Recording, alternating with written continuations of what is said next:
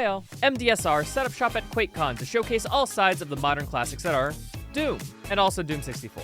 I love you, Doom 64, it's just you're not modern. So here's everything interesting that happened during that, from the wacky glitch-filled runs, to the PvP tournament, to the purest 100% categories. Timestamps, links to the full runs, and all those other things in the description. So let's start with... All right, and we're going to jump into Doom Eternal, the speedrun mod, and this is going to be the base campaign of the game, and it's going to go fast. And that allows us to maintain our velocity. Let's go! There we go. That was called a punch boost. For those wondering exactly how it works, this game has like a little melee lunge mechanic of when you hit the melee button and there's a demon nearby, it'll try to push you to it as like a forgiveness mechanic of like, oh, yeah, no, you're close enough, bud.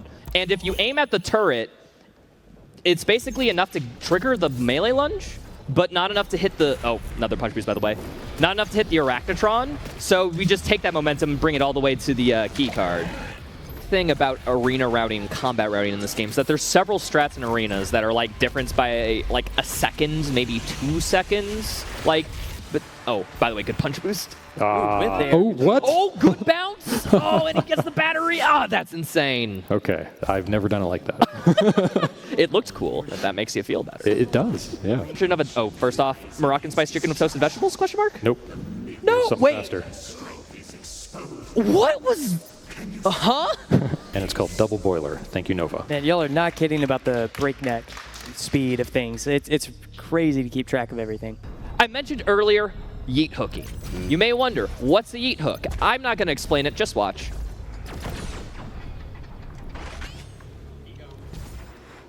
Do I have the speed? Oh, okay. Oh, that's good enough. Yes! If you liked that one, I have good news for you. What? Oh, small thing. Okay, we got Backed it up. And we're back. All right. So that skips 7 seconds worth of gameplay. Oh, welcome to the Doom Hunter.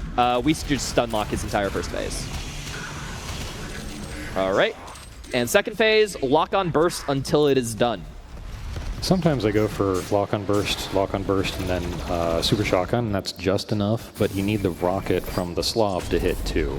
Very quick thing, upgraded grenades as falling down to refresh the grenade cooldown, so we have 2 grenades instantly to stun lock this Doom Hunter.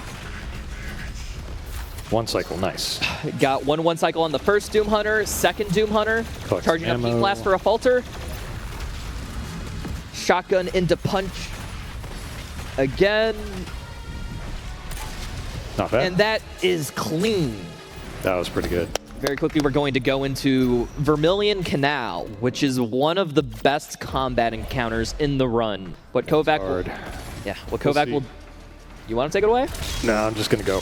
He's just going. So those 2 Arachnotrons, we're going to try to carry this quad damage all the way to the end of the arena. Those Magibis are dead. Oh, he's breakdancing down. Revenant, other Revenant, Dread Knight, Kako. Oh, missed that shot. That's fine. Okay, well. Going to kill the 2 carcasses and get the Kako afterwards. Still clean. Good enough. Are you going to do convention hug route? Yes. Yeah, this route is so cool. Let's do it a little differently. So this is normally an any % hook but in speedrun mod, but because we're doing that, and we are halfway through the level. Now, the last time I tried to submit a run to this, it's because I didn't get it submitted because I went out of bounds very briefly there. I think it was in bounds this time, but I should mention, we just skipped half the level again. Oh, more than half. Holy crap. Yeah, no, half the level twice. We're at the Marauder.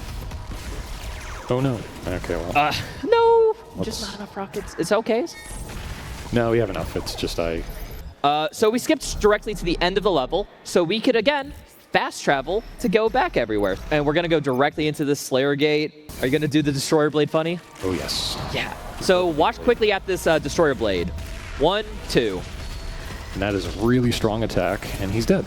That's called Double Destroyer Blade, where we confuse the game into firing 2 Destroyer Blade shots instead of 1. And Destroyer Blade is the most damaging projectile in the game, almost. The way it works is that we swap mods on a different weapon mid-firing animation of the Destroyer Blade, And that gets the game confused to a state of where it's like a fail-safe of like, wait, we just swapped mods. This is a different gun.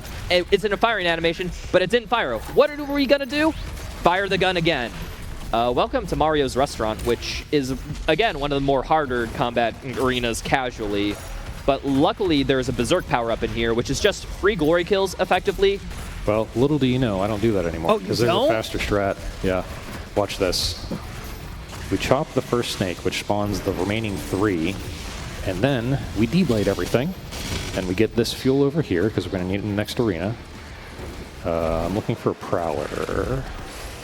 Okay, and now we go for him. That should be good. Cybermank dead. And that's the arena. Nice. The reason why Berserk was theoretically slow is because you have to watch all those glory kill animations. Yeah, so instead just using D-Blade across like 3 snakes is really fast. Yeah. That's it. Okay. Because this is a marathon, the extra lives are putting in work, thank goodness, because in an Ultra Nightmare run, you would be teeth clenching and have to go back to the beginning.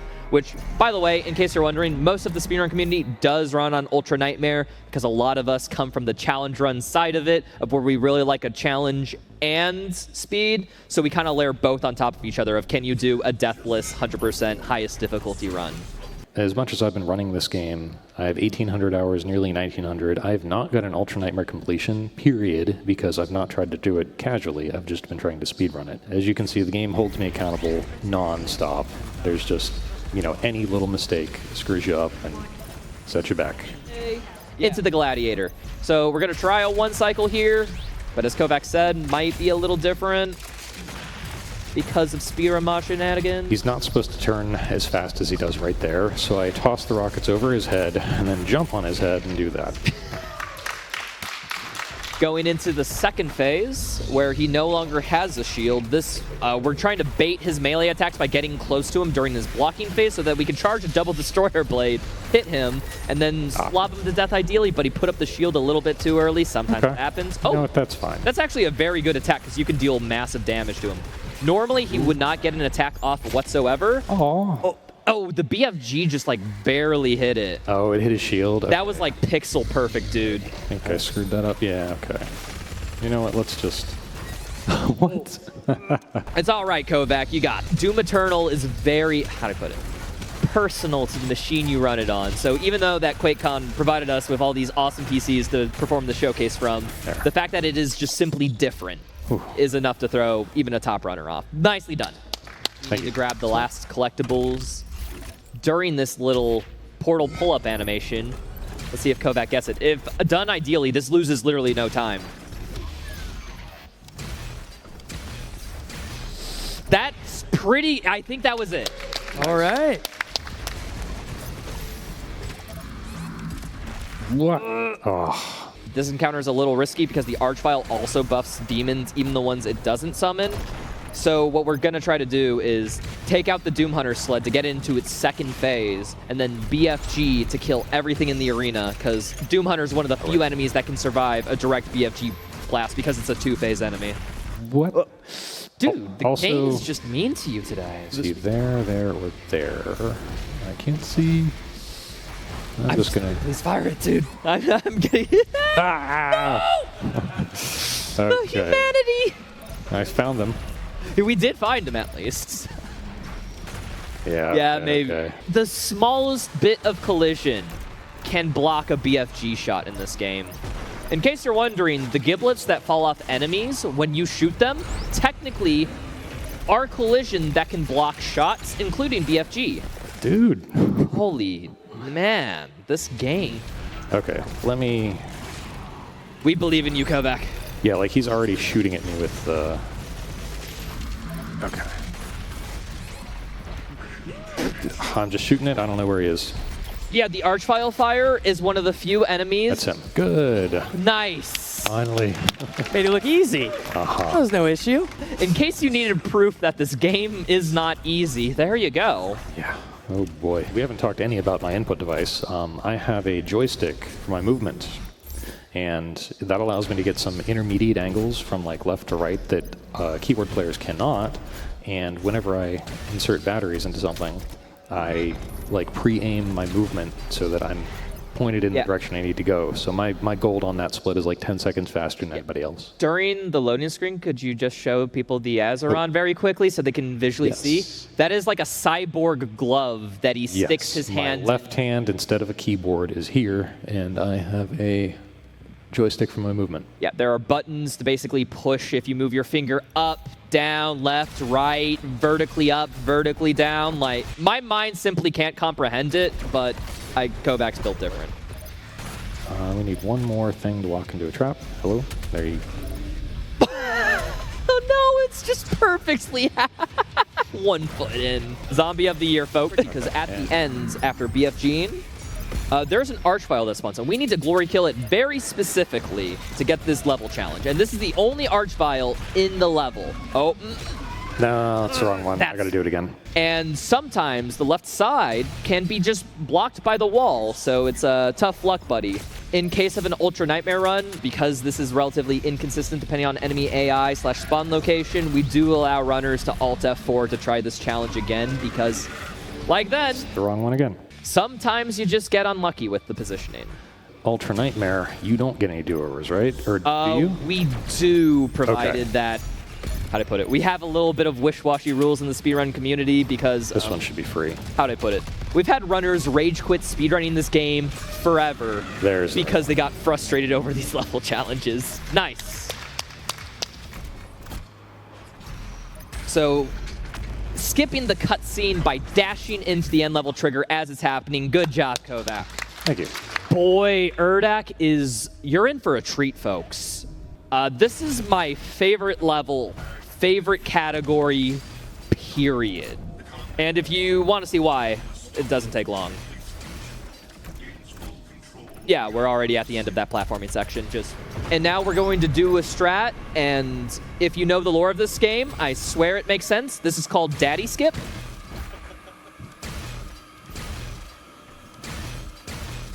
Nice! First try, that's good, but it ain't over yet. Yes. And we're going back into the purple ring. So this is a different arena, and we need to kill everything that was in that previous arena too. You know what? Let's get that. So a very funny thing about the BFG is that it will go forever until it hits a wall or surface.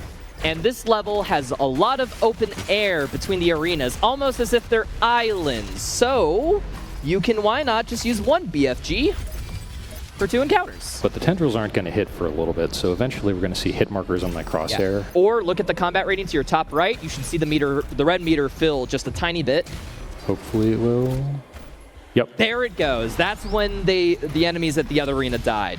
Yeah, so that included the Archvile. The Archvile doesn't always die, but it's a wonderful day whenever he does. Mm-hmm. Oh, what the? Completely avoiding the ring. What the? I didn't even know about that. Massa started doing that. I was like, I like that. We're going to spawn camp this Baron. There is a Whiplash that spawns in that we are going to kill. And then there's this Kako that's just perfectly set up here so that we can just leave this arena. We're not done in that arena, though. Yeah, we're not done. We'll be back. And so while we're waiting for those enemies to spawn in, we're just going to be grabbing this yellow ring and aligning it to position. We have to align all 3 rings. Pretty. In order for this level to finish and for the end level trigger to load, or excuse me, or for the last door to unlock. Except the first one isn't required, and that's kind of the good thing of Daddy Skip, but quick Arbitic into Yeet Hook off the corpse. If you were wondering how we're going to get out of that arena without like those speed rings, that's how. Precise setup here in order to go max speed right as this invisible wall despawns so that we can go right to the end of... Okay, close enough.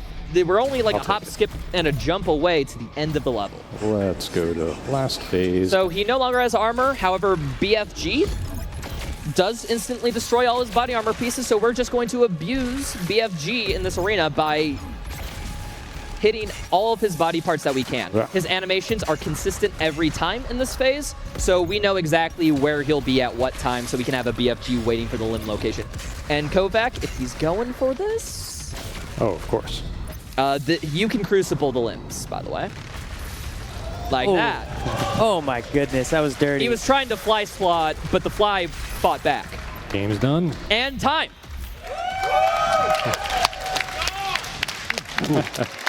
Well, thank you everybody for watching. This was a lot of fun. There's just so much depth to this game, and I love playing it. If you want to learn Doom Eternal 100%, don't worry. We have a 12-hour tutorial. Exactly. It will take that long. My name is Dylon57, and today we're going to be speedrunning Doom 2016 any %. It's going to be sick. So first things first, whenever we gain control of the Slayer, we're going to start out of bounds, basically, first 2 seconds of the run. There's a trick in the game called a paperclip.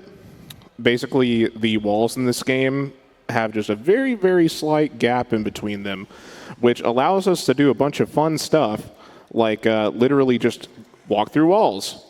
Hence the walking through walls. All right, and with a carefully timed jump, we can get on top of this invisible plane and then do some out-of-bounds navigation all the way to the end of the intro. And another fun thing is because of the slight gap between walls, we can also press buttons through them. So you might be thinking, Dylon, elevator, how are you going to press the button?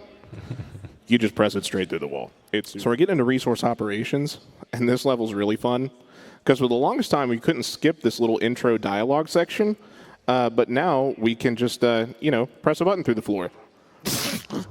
That's a new one for me. I actually have the world record for the individual level in this run because I'm the only one stupid enough to do the strat that I do for it. So we'll see if that works out for me today. So if we come over here, shoot this guy in the arm, the chest, dodge out of the way, hit him at a certain angle, jump with a specific timing, we clip through a wall. Very nice. So you have to set that up in a very specific way. Here's the YOLO. Yes! Yes! Oh, dude. Gorgeous. For the uninitiated, that is cracked. This is actually a really difficult rail boost, so I hope that I get it. Because the thing about rail boost, it's like, oh, you're not even playing the game, lamau, or whatever. But it's like, the tech is so hard to execute. Nice. That, don't splat. Oh, don't splat. Don't die when I touch the ground. Hell yeah, we did it, Chad. Yeah, this is like the one kind of run where it seems like nothing's actually going on, and then under the hood, there's like 10 different things actually going on that can go wrong. Right. Like here, I'm going to press a button through a wall, and it's going to put me next to this pad. You have to line up on a specific pixel in order to be able to click the button. Then we're going to come here. I'm going to use the weapon wheel, slow time, and grab this button, which is going to change my position and rail boost me off of an invisible ledge that I was standing on, and then come over here to another spot with a rail boost, if I can manage it. Okay. Had to do kind of a backup strat there. We're going to come over here to a rail boost. All right. Very precise lineup. 160. How many different FPS Come over points this do you way. have? This is the Cyber Demon's arena. Oh. Do a precise jump to not splat, and we skip the Cyber Demon. Wow. Nice. So there's a really cool thing in this game. When you open the weapon wheel, time stops. However, the BFG does not stop doing damage. So we hold the weapon wheel, and that tendril connects, and we just kill the boss instantly. All right, so we're going to do some out-of-bounds navigation here real quick. We're going to get up on this pole, and what we have to do is we have to line up on a specific pixel, and then we have to straighten out the anti-aliasing line on this line to be in the right position. We look right here, jump, and as soon as our feet touch the ground, we press W. Then we curve around and land here. Then we do kind of a bit of a YOLO lineup right here. We do a buffered rail boost, and then we fly all the way to the end of the level. Nice. Nice. Yes. Clean. And so what we're going to do here is we're going to do a rail boost. And what's really neat about this game is that the ending of the game's cutscene trigger is stored underneath this rock. We found the only place on this rock to get through. We're going to do a couple gauze jumps. Time's coming up when I hit this pad. And we end the game. No Spider Mastermind. Just don't even have to fight it anymore. I don't like to shoot the gun. I like to fly through the air real fast, if you know what I'm saying, Chad. Awesome. Well, thanks, guys. I appreciate it. Yeah. Nice. Thank you very much. For those who are new here in the audience, Slayer vs. Slayer, you can basically think of it as a cracked out Quake duel, pretty much. It's very, very fast. The Doom Eternal movement tech is just absolutely insane in like a PvP 1v1 format.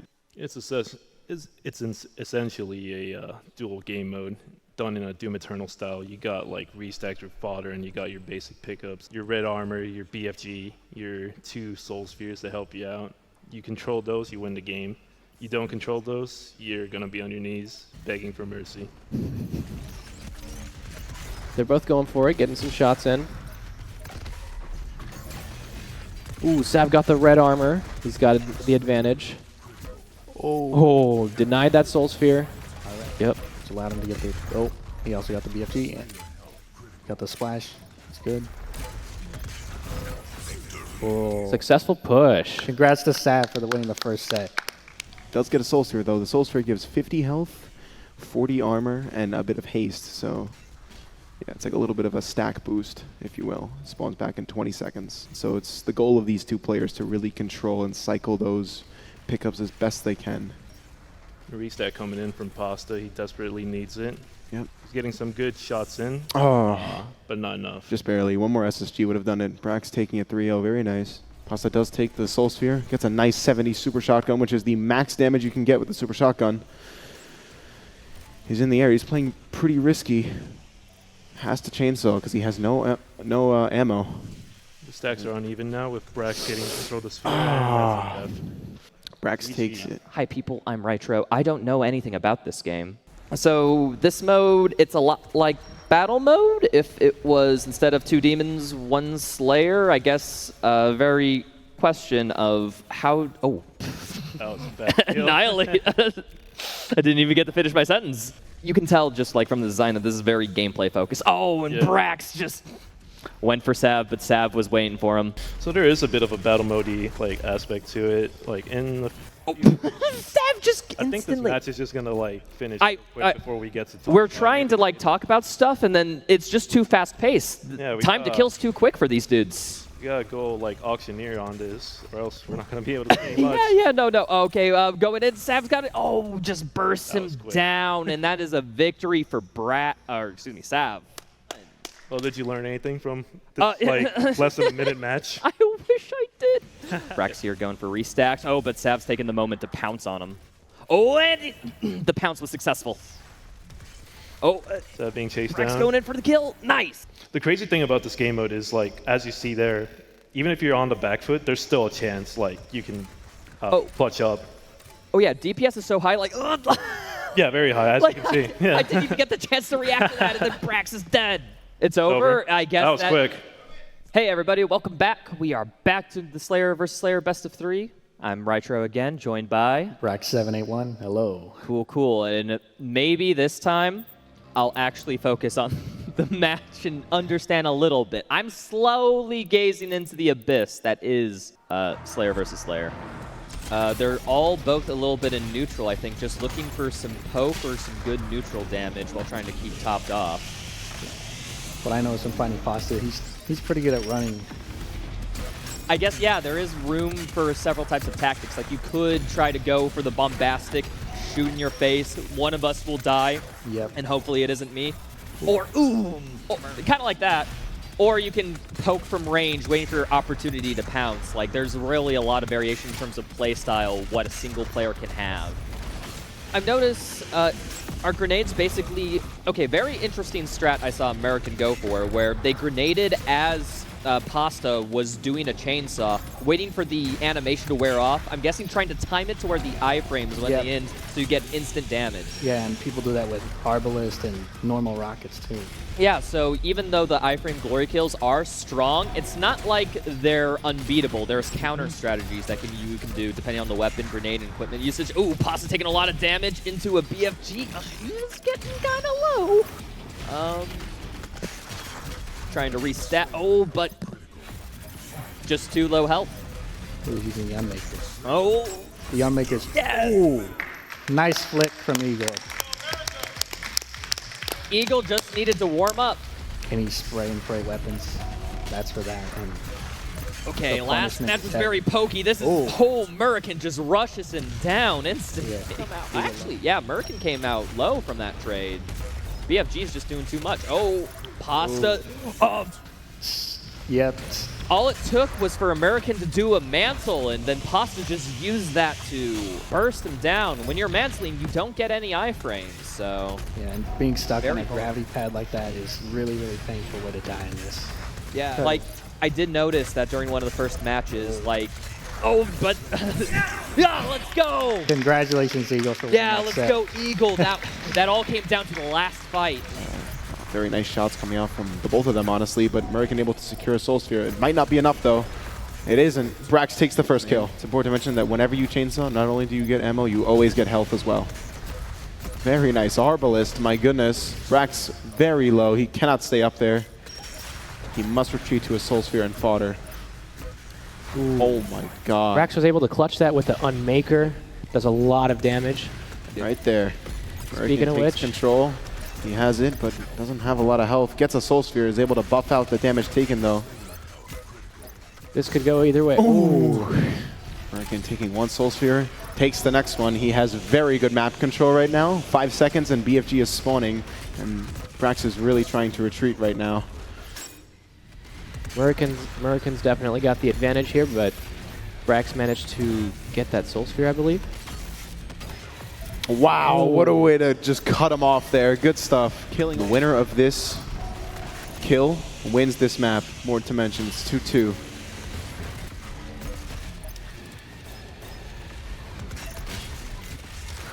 They're both trying to get some shots off. Ooh, Very nice American with flank that from American.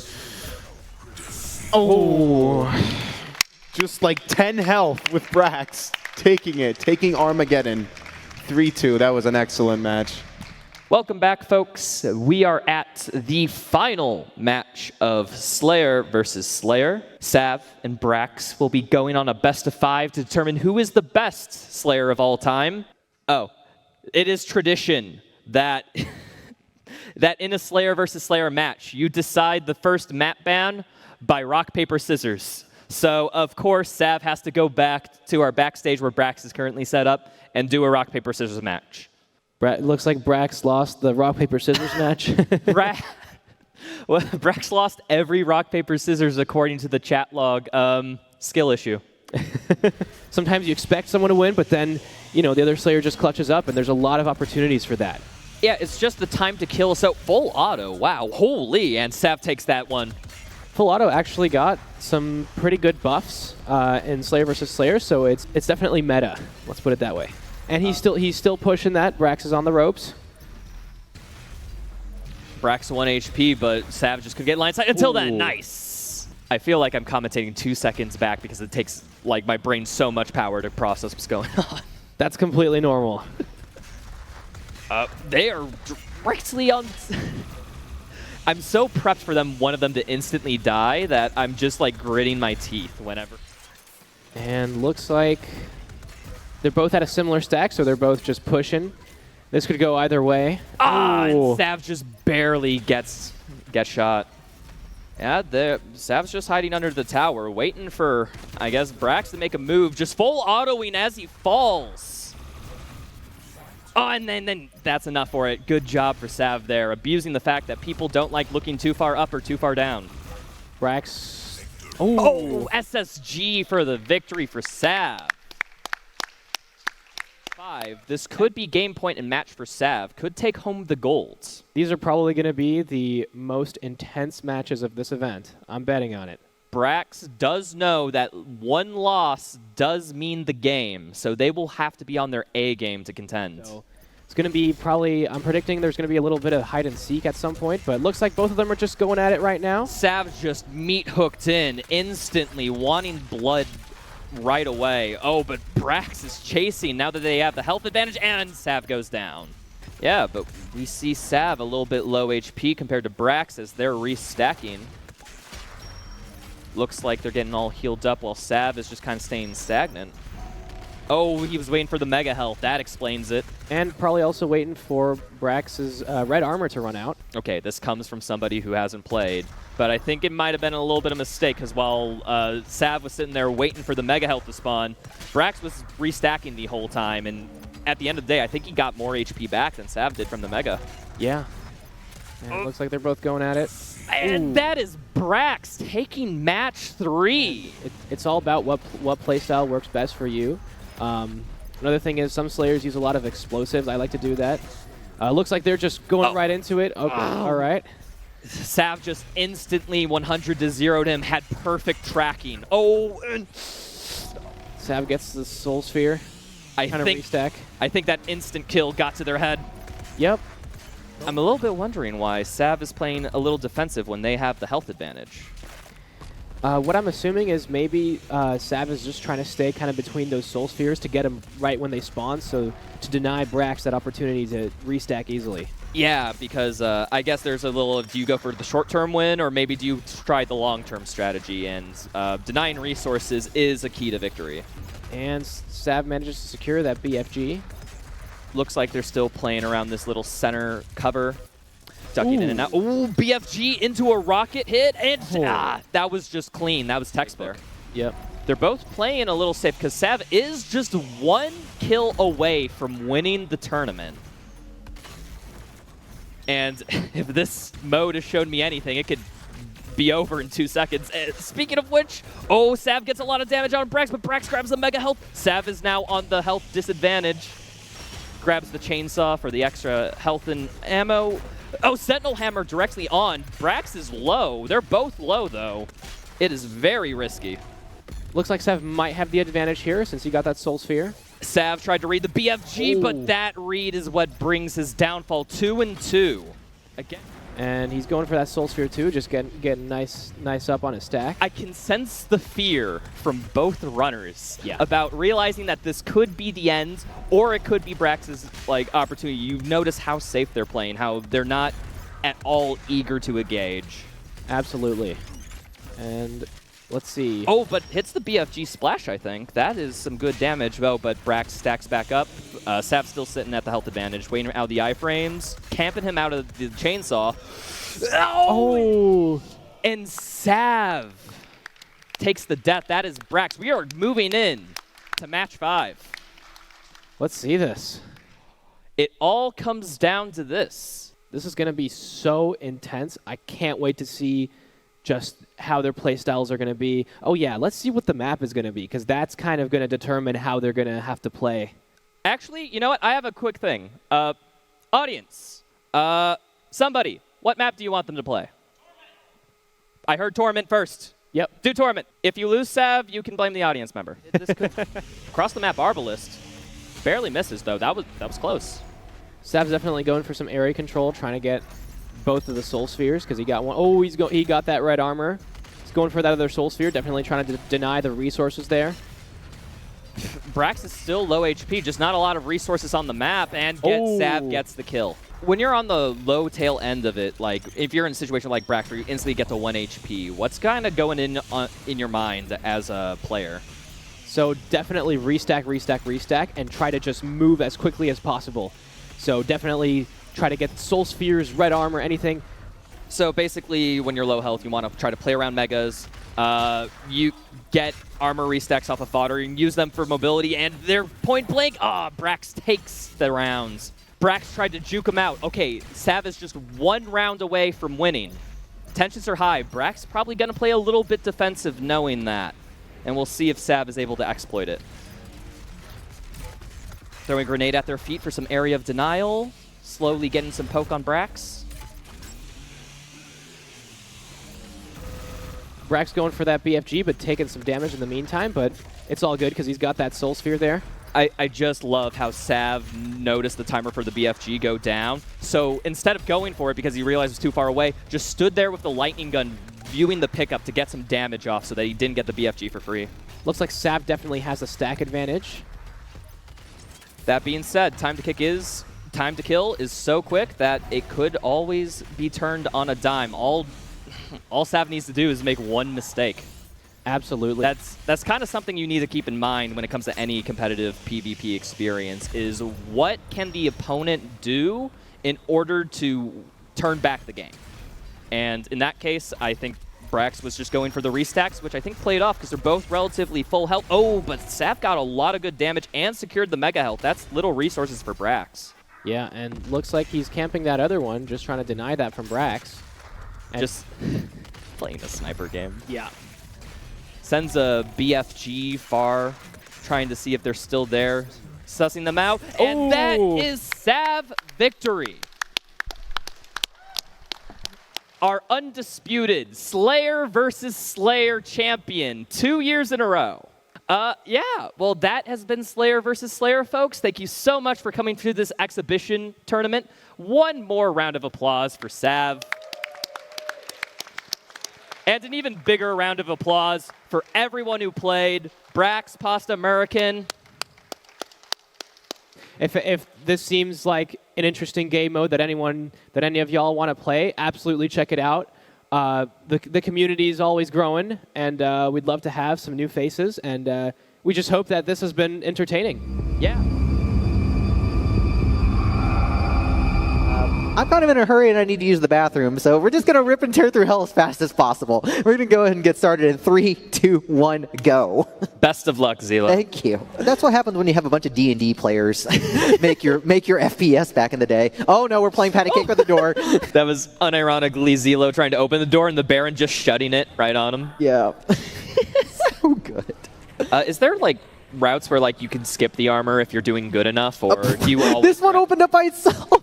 So the super shotgun does have some like height displacement when you shoot it, and that's actually important for a trick later. But it managed to shoot the compartment from the floor that I wasn't supposed to hit just yet until after I got the key. So I decided to just pick up the soul sphere now. Is that just like a spread RNG thing? Like you got super lucky with a bullet? Nice. Just completely out of left field. So chalk that up to marathon luck. That's never happened before in a run. You said the line. I said the line. Yeah. Okay, so this is the American Gladiator room right here, and unfortunately we got sniped instantly. This is by far the worst room in the level, so we're going to have to get across these pillars. Please let me through. Thank you. Okay, close enough. I am wincing. All right. Oh, shoot. Almost soft locked. So that's a consequence of this game's very interesting level geometry. You might have seen there was nowhere to go, but there was a giant hole in the floor.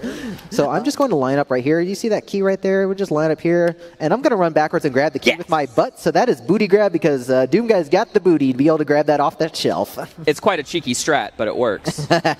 Anyways, anybody who's played this casually knows the dart room is coming up. And you're normally supposed to take an invulnerability through. We're not going to do that. We're just going to take our chances here because it's very slow to get the invulnerability. Yeah, so there was constant traps going off all the time. You see the screen's completely red just from damage taken, and Zilo is through. Holy. So we're going to try and get ahead of everything in this area. And if we manage to get ahead of everything, we're great. If not, we're probably dead. This is bad. This is real bad. This situation has scuffed all over no, it. Nice. We're okay. We're okay. We're okay. There are a whole bunch of shotgunners, so I do need to take this a little safe. Big explosion here. And get in the exit, please. Thank you. Nice. 1,000. Oh, that's bad. I wanted to carry this health. This is actually kind of bad because I wanted to carry a whole bunch of health into the next level. Zila, please, my heart can't take it. How do you think mine feels right now? Yep. So once we kill these last Arachnotrons and Mancubi, 2 Cyber Demons appear on this difficulty at the same time, which is extremely scary. And unfortunately, it's very difficult to deal with both of them because that can happen. Yep. How much demon do how much damage does Cyber Demons do about? Their rockets are equivalent to your rockets. So yeah, so they can deal up to 288 damage. So yeah, it's like being face rocketed when you get hit by them. I am like not in a good position to fight these at all with the optimal strats. Okay. I think we're just going to have to just do what we can with the tracers. Okay, this is fine. 1 down? 2 down. Okay, 2 down, good. Nice. Good enough. So, hi, Raicho. How are you feeling right now? Oh, just swell. There's no enemies in this encounter, right? You know, I don't have to start killing enemies until this 5th ring goes away, and now we can start killing this one. Normally a bunch of pain elementals are supposed to drop in, but if you just never let that one move, they never start spawning in. So yeah, so there's a spawn limit for Lost Souls. Is there a spawn limit for regular demons in this game? There's not. Oh. It's specifically a Lost Souls. How is that Baron right there on the right?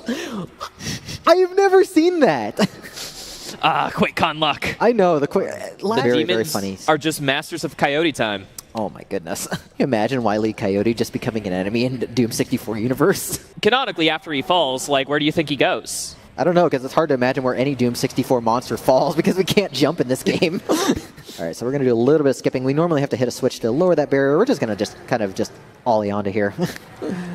Just walking on the ledges, yeah. Doom Guy is really Tony Hawk in disguise. He just needs his skateboard. But it was my friend Peaches who decided to name this the Ring Around the Rosie strat, as you will see here. So normally you're supposed to like activate a guard to like stop the darts from happening, or you can just do this circle strafe back and over, Ring Around the Rosie. It's just perfectly timed to where you avoid the darts. Yeah. All right. Well, here is the Mother Demon. There was the Mother Demon. All it takes is a few BFGs. And you know, it's hell. Everything has to die, including me. So bye-bye. And that's time. And time. So I hope you all enjoyed. This game is awesome. Yeah, thanks for watching, y'all.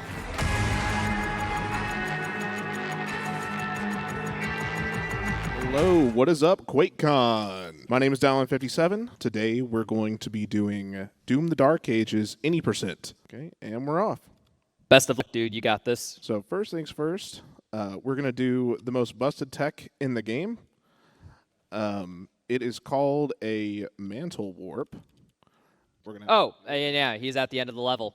Yep, there we go. Every time you mantle in this game, the last frame of the mantle, it checks your map coordinates and then writes that to the player's location. So if you move the map, the function just moves you to wherever you want. To the next level, Barrier Core, which this level, casually, around 2 to 3 minutes if you know what you're doing and you just run through everything. Dylon will put that to shame with this.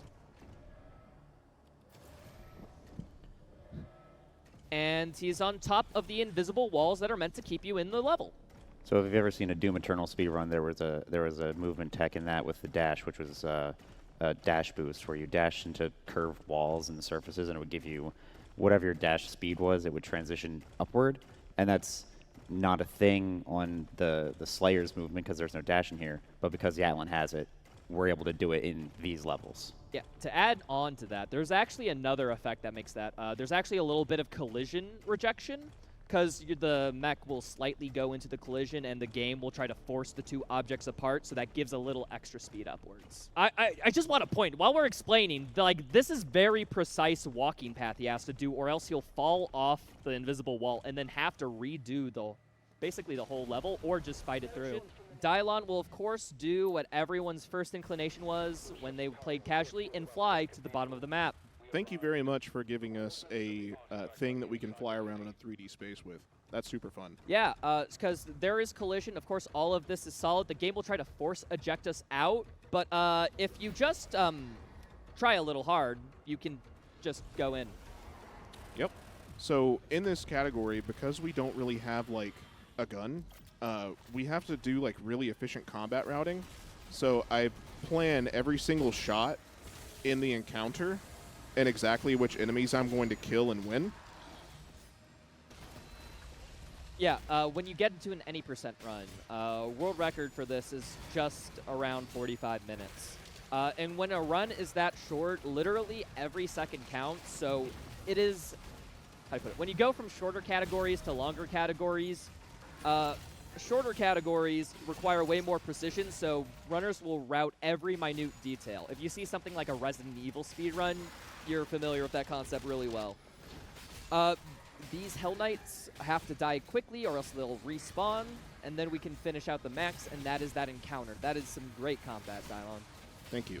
If you cap your FPS, you can limit the frames, so like 30 frames per second about, then makes the trick a little easier. But Dylon has told me that he is so gamer that he wants to do un-frame rate cap mantle warps for the showcase to show that, you know, it is doable. Oh, yeah, it's absolutely doable, and it makes it much funner. He will mantle off this branch, by the way, and I'm just going to let this trick speak for itself. So we're actually doing our first full level skip of the run. Basically what we're doing is we're lining up on a very, very specific spot. so that we can mantle warp over to the last arena of Forge. Yeah. Nailed it. First try. That's freaking awesome. That's actually amazing. Yeah, no, that is arguably the hardest trick in the run. And probably the first best try. one, because as he said, this is the end of the next level. And while some games, when you complete any level, it'll complete the level you were just on. This game actually does work where if you complete Forge's final fight, you complete Forge and go into the level after Forge, rather than it saying you completed Forest. So this is ridiculously fast. Another neat thing about skipping to Ancestral Forge is that Sentinel Forest will count as complete at the end of the mission, too. So. Yep, both levels count as finished. Oh. We were talking with a few id devs just during Quakecon, and we were mentioning the fact that it is so great that this works because I'm surprised it doesn't crash the game that we do this. This trick is all doable because Ancestral Forge and Sentinel Forest are loaded on the same map, and the only reason you go to the main menu after is that little "you gotcha, you completed the level" screen. Yeah, now we get to get a real gun, man. We are going to pick up our third and final gun of the run. I kind of love it. It is such a cool thing that we get to pick up the trailer gun, and that's the any % viable weapon. If you don't know what I'm talking about, you'll see it in about 2 seconds after Dylon attempts a precise mantle warp down here. This actually isn't to the gun. We're going to go to this encounter here because there's a mission challenge that awards a rupee if we kill enough enemies with an explosive barrel. So Dylon, 1 barrel, 2 barrel explosions. And then mantle warp mid-combat encounter right to... picking up the pulverizer. Ravager. Is it the Ravager. You always get those mixed up, bro. I always forget the name of the pulverizer, so. Now, if you are worried that the previous levels were a little bit too glitchy, don't worry. This level basically has nothing wrong with it. Fairly average. Oh, by the way, this is the only unskippable cutscene in the game. Yes. It is when you pet Sarat. Okay, so we're of course doing this map completely casually, as everyone did in their playthrough, by flying to the bottom. This is an open world game, right? Yeah, a lot of levels are open world. I guess open Sky Islands.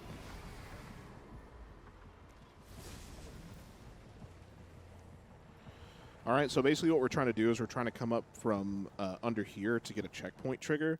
This actually lets us skip, I think, 2 combat encounters. 1 combat. 1 combat, yeah. Basically, we only have to do effectively 1 combat encounter in the level, which is the last one. Completely fine. Welcome to Spire of Nerethul. In 100%, this is the longest map, unequivocally. But Dylon will jump up here, mantle, and I wonder what will happen now.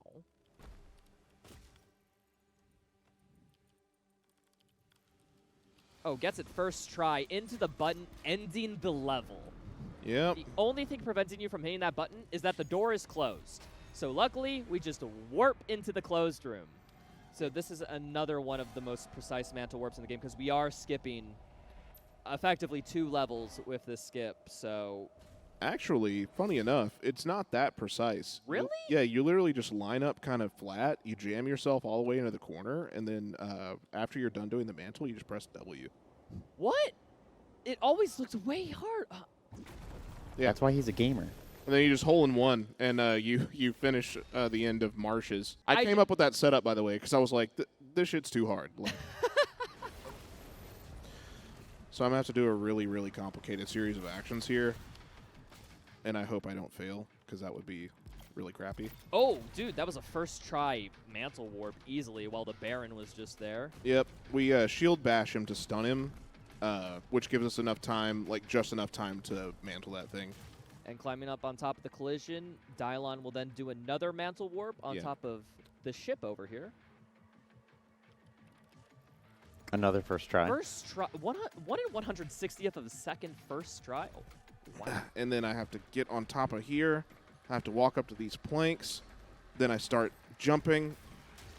And I just skipped the whole level. So literally as soon as possible. Because anytime I'm not sprinting, I'm not gaming. Is there a reason you don't use auto sprint? Stop hops? Yeah, there's specific places where you need to line up with stuff. Oh, Okay. completed, don't mind it. He just went through a wall. Oh, yeah, wheel clip. We're just going to take a little walk. We're going to walk up these stairs manually to the end. So Belly of the Beast, biggest headache of any percent, just because it was the most executionally difficult run. What they don't tell you is that the last arena of Belly of the Beast is the same arena that we were in for the ending level of this one. So if we just literally climb the stairs ourselves, we get to the end of Belly of the Beast. And also, there's no fight here where there normally would be, and there's no wall, so you can just get to the end. Very quickly as we load into the next level. How that clip worked is called a weapon wheel clip.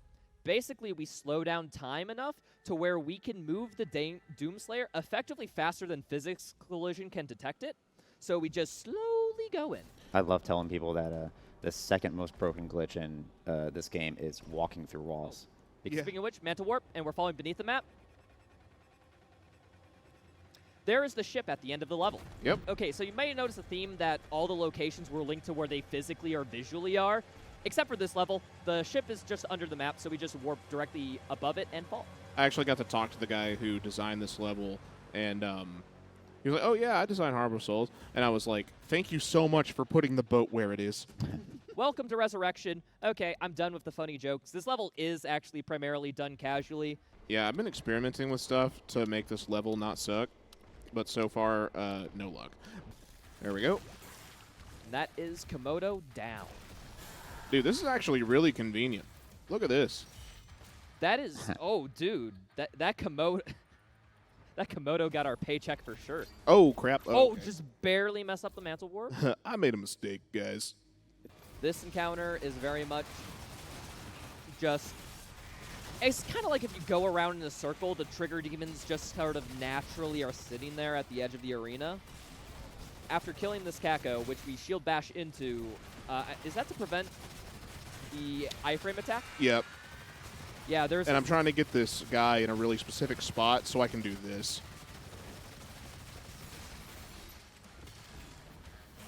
And that is the Acolyte down so quick.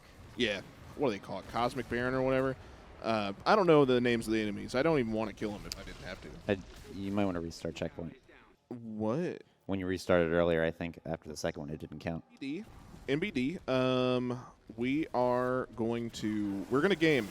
It's okay. I have an idea. I'm literally making it up, chat. He is... Okay, where are we? I think it's the one with the red thing. Yeah, Here. right there. Yep.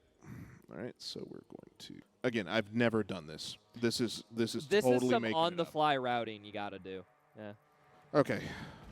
All right, and who likes that encounter? Because I did. I like that shield charge boost. Just, come on, how do you not like that?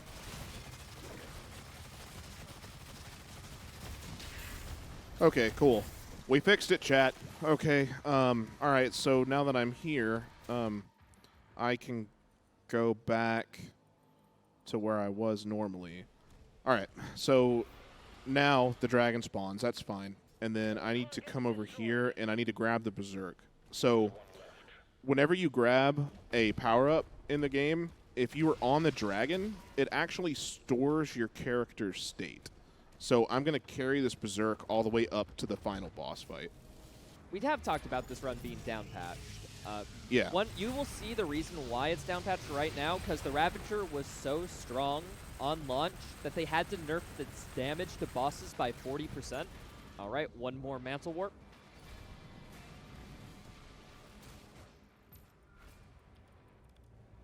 Oh, what? Dude, the amount of first tries you're getting is actually criminal. Yeah.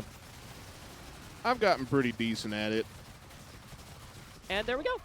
Done. This next trick, I think, needs no introduction. I think just see. We're supposed to load into the final battle. It starts with an Atlan section, but just watch what goes on here.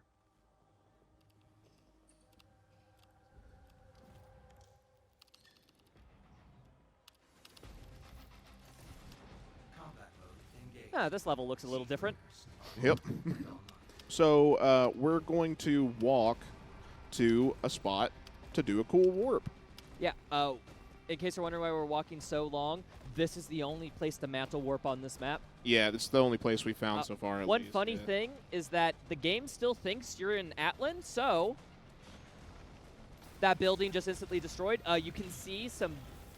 Oh yeah. These are actual Pinkies and Cyber Demons in the game. They didn't expect you to look at them so close because they expect you to be in the Atlan. This section is made for Atlan collision. Atlan collisions is the size of like a tower. Yeah. So there's no Slayer collision, so there's really nothing to mantle off of, which is why this building comes in here, which looks slightly different from the environment around it. It's our theory that this is a building that was used in a Slayer section at one point and was later repurposed into this level because it looked visually appealing. And we are going to abuse that fact to... All right, silence in the chat, boys. Full concentration. No! What? Wait. Oh, wait, you can... Yes! Oh! Yes! I thought you were done, dude. Can anyone clip that? That's actually faster. What the hell? Jeez, man. Sorry. Dude, I'd be hyped too. That's kind of insane. If you mess it up, you have to do, I'm not joking, the entire level again.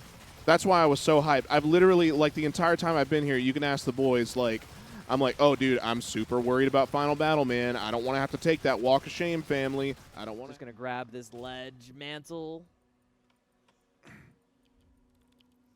Oh, dude, what? Again? What? Yeah, dude. He's beginning to believe. Dude, I will say, your improv this run for how, like... Unique it's been. There we go. Unique. That is the nice version of the word I was looking for. But it has been insane how you've been able to come back and just, like, how to put it, find a new strat, make a mantle warp up on the fly. Like, it really shows the amount of, like, skill that is required of an any percent run. It really do be showing the amount of clinical depression I have. Oh, you got the quick kill. Nice. Yeah, no, that was really good. I Yeah. mean, Dylon's the king of quick kill. Yeah, well, she has to teleport before you melee her, and fortunately the way that it works out in Aspiring Slayer and the amount of damage that you do and the position that you're in, it just works out to where, like, she usually teleports right by out. the way. Oh, and time, by the way. Time. Yeah, time. I just want to say thank you all for an awesome Quakecon. It was great to come and showcase all of these fun runs, especially since Doom the Dark Ages came out. These are hot speedruns off the presses. By next year, I'm almost certain every run we showcased will be rerouted. And that's the fun of it. This has been awesome. It's been a dream of mine to do stuff like this, and it is so glad that I can come to Quakecon and put something off and show with a bunch of nerds how we know too much about a video game. And there's people who think that's interesting to watch. I don't know. I just think that's something special. I would normally put highlights here, but this actually has its own dedicated video. Click the little pop-up thing if you want to watch it.